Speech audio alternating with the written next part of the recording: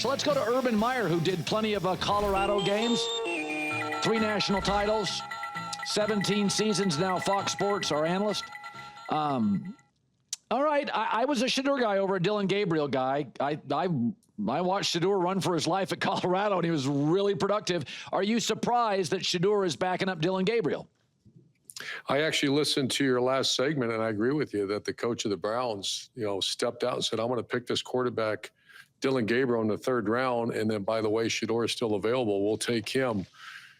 Unless it was obvious, I think that, I think you're right. I think the coach of the Browns said, I put my name on him, and I'm going to give him an opportunity first. So it sounds to me like it was real close. I also heard that part of your comments. So if it's real close, they're going to go with the guy that they spent all the time evaluating, draft him, and they don't want to be wrong.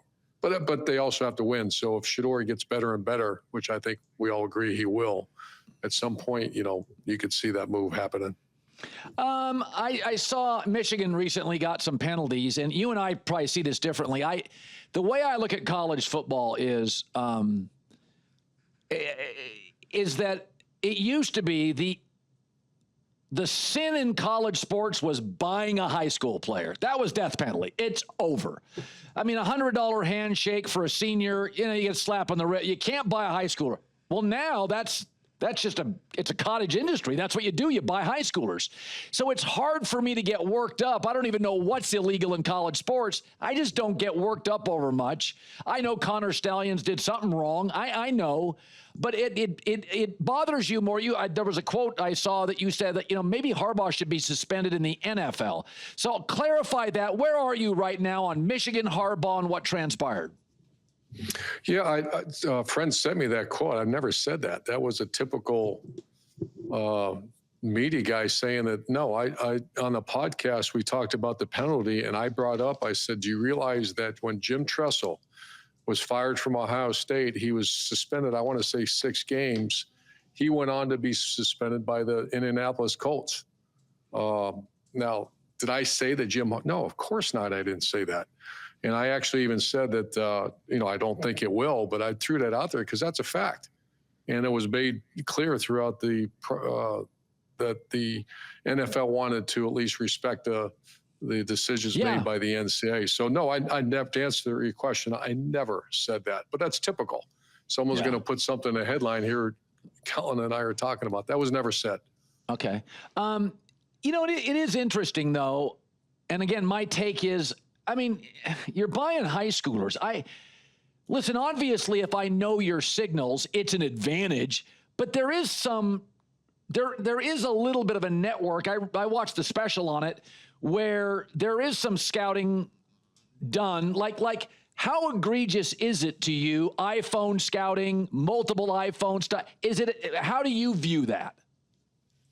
Well, very rarely do you, someone brought up the Reggie Bush thing. Did that give USC a competitive advantage on the field?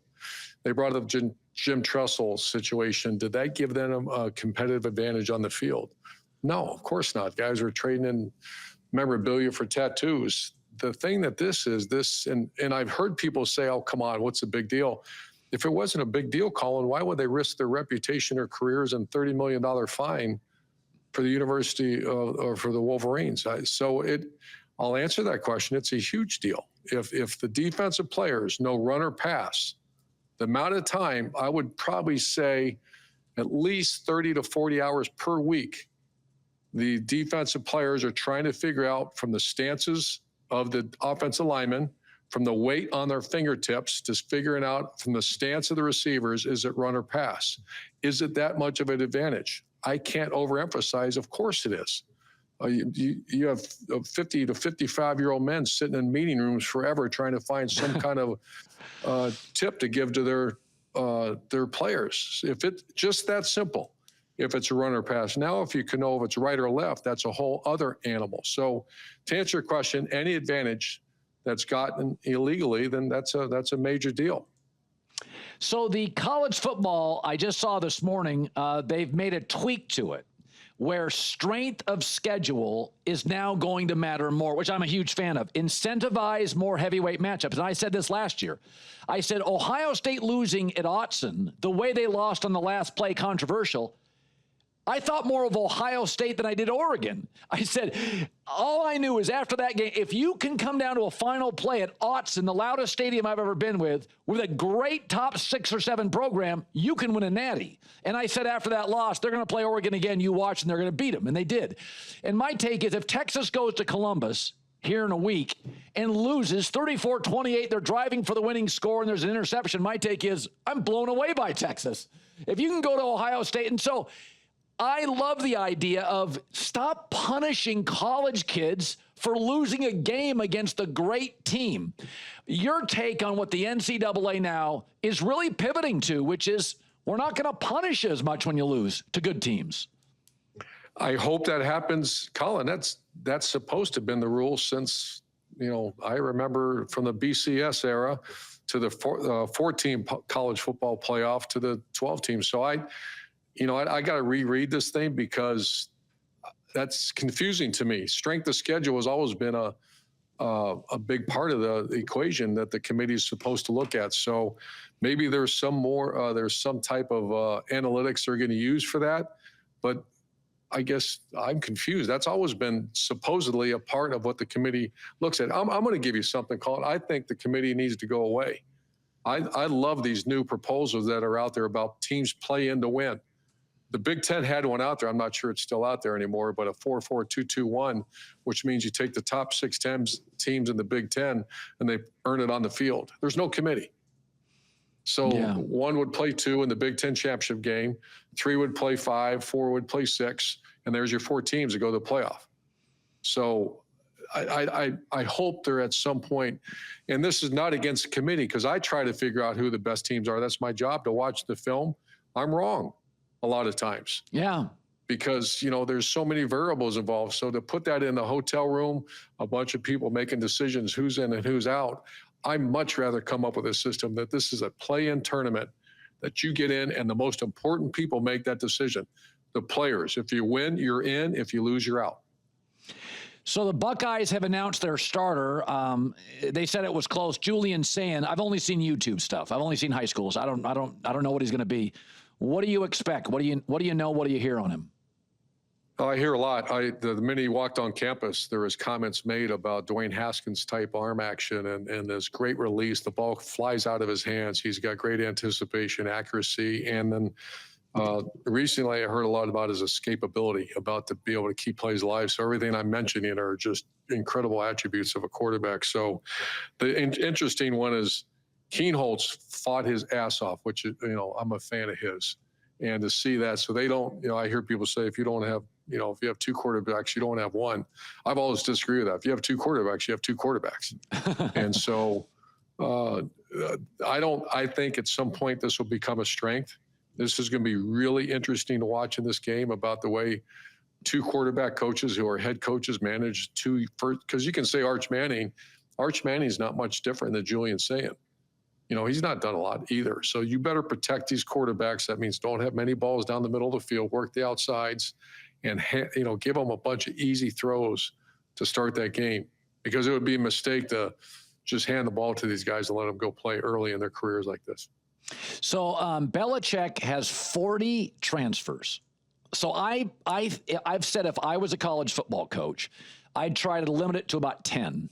Sometimes you do need a slot corner and you don't have it. So and Sark brought in 10 transfers. Mac Brown said, it can be dicey. It's hard to create chemistry with a high school recruiting team. Not, at Florida, before the NIL, you get teams where the chemistry is an issue.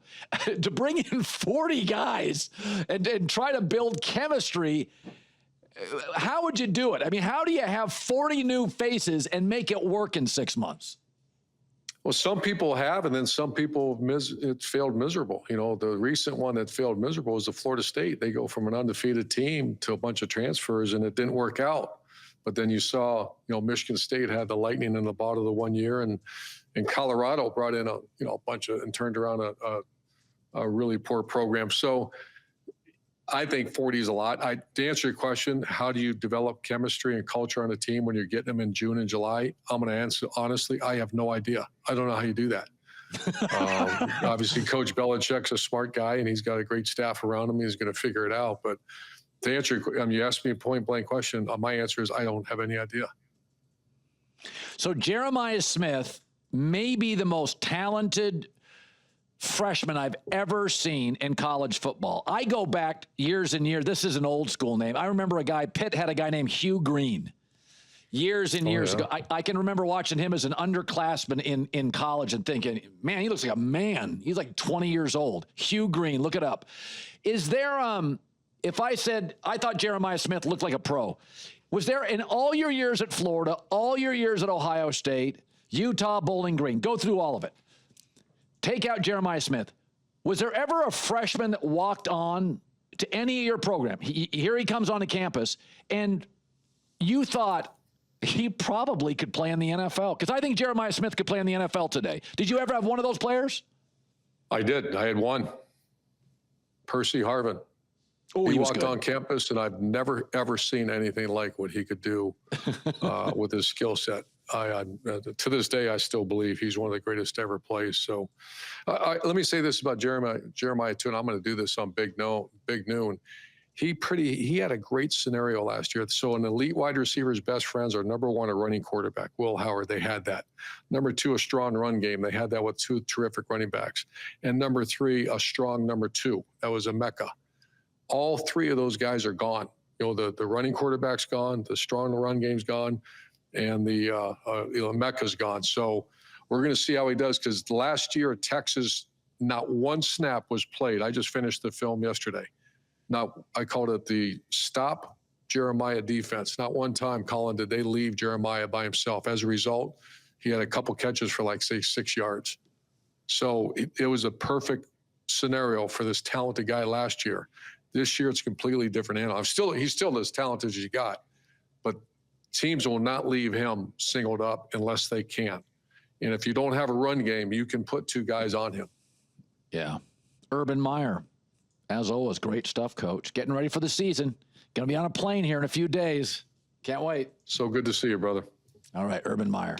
Hey, thanks for watching. If you enjoy that clip, make sure you click subscribe somewhere down here.